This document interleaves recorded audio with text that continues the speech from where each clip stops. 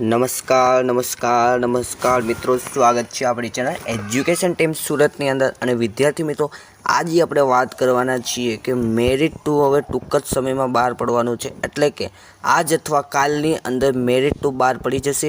પરંતુ ઘણા બધા વિદ્યાર્થીઓની અંદર ડાઉટ છે કે સર કેટલા ટકા હશે તો સિલેક્શન થશે। મેરિટ 1માં નામ નથી, કારણ કે મારે 90+ હોવા છતાં મેરિટ 1માં નામ નથી, તો શું કરવું જોઈએ? તમામ માહિતી આ વિડીયોમાં જોવાના છે। લેટ્સ ગો, શરૂ કરીએ। સ્ટુડન્ટ્સ કે આઈ હોપ આપણી ચેનલ ઉપર તમને બધી જ માહિતી મળી રહેતી હશે।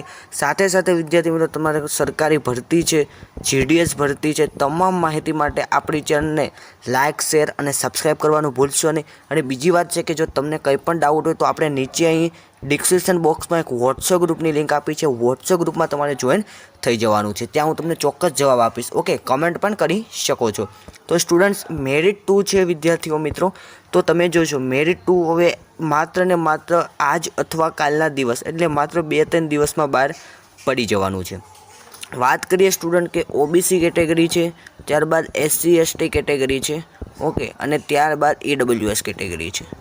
હવે OBC કેટેગરીની અંદર સ્ટુડન્ટ્સ કેટલા ટકા મેરિટ અટકશે?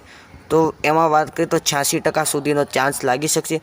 ST STમાં પણ 85+નો અને EWSમાં પણ 86 થી 87 સુધીનું સિલેક્શન થઈ શકે છે।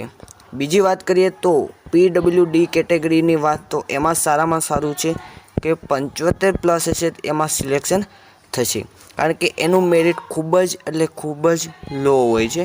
અને UR કેટેગરીનું મેરિટ એકદમ હાઈ જતું હોય છે, તો URમાં વિદ્યાર્થીઓ તમારો 86+માં ચાન્સ હશે, 86+માં તમારો ચાન્સ લાગી શકે છે, ઓકે। અને બીજી વાત કરીએ તો જે જગ્યા ઓછી છે સ્ટુડન્ટ, છે જિલ્લાની અંદર જગ્યા એકદમ ઓછી છે, તો ત્યાં મેરિટ કેવા જવાના છે?